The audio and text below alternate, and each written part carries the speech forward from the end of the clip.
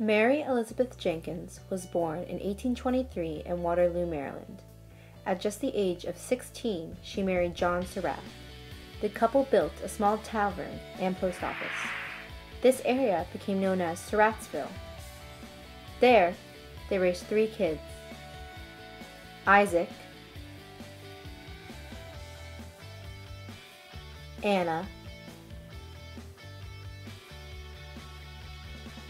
and John Jr.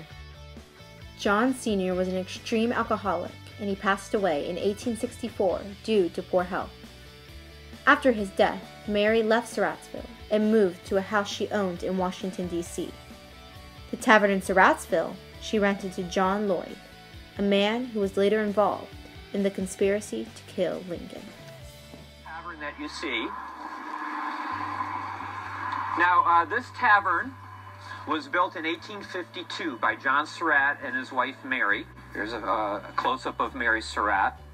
The house was built in 1852, and it eventually became a post office and a tavern.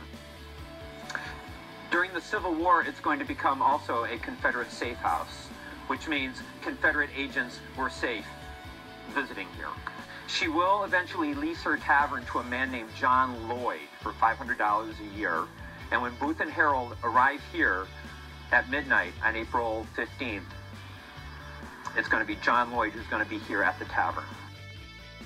Throughout the years, Mary's son, John Jr., was a Confederate secret agent, and the whole family was known for being Confederate sympathizers.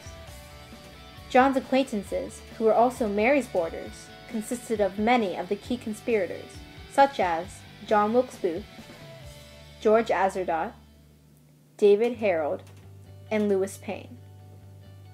Lewis Wakeman, who was an innocent boarder at the house throughout the years, testified that Booth would often ask for John Surratt, and if he wasn't present, he would talk to Mary, and it was always in private.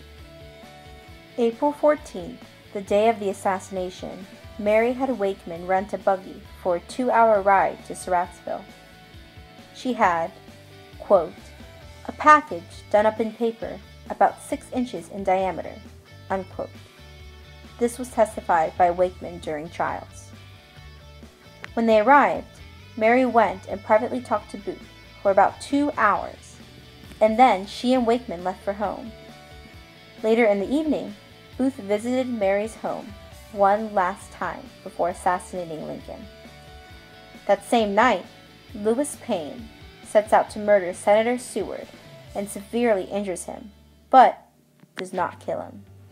April 17th, military officials came to the Surratt home and investigated Mary, her home, and her boarders. During the investigation, Lewis Payne walks in with a pickaxe, claiming he was there to dig a gutter for Mary, when he was really there to find shelter because he had been on the run for about a week. Officials asked Mary if it was true that she had hired Payne to dig her a gutter, and she replied, quote, before God, sir, I do not know this man, and have never seen him, and I did not hire him to dig a gutter for me, unquote. The Surratts, the boarders, and Lewis Payne were all arrested on the spot.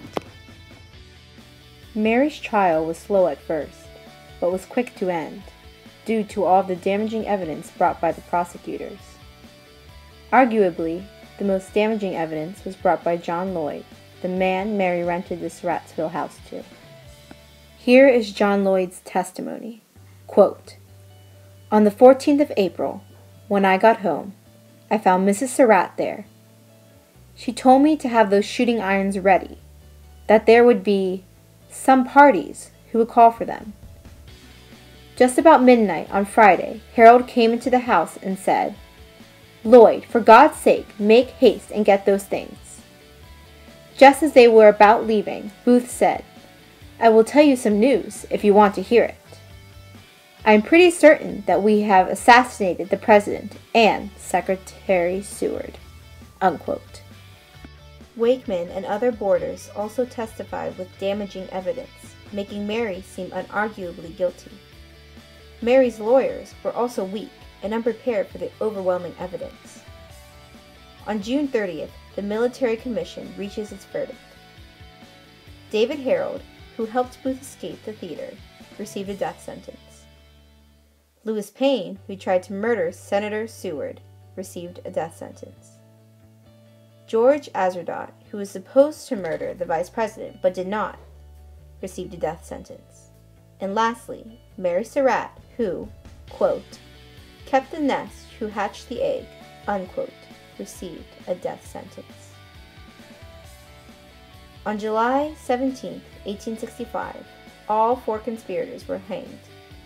That day, Mary Surratt became the first woman to ever be hanged.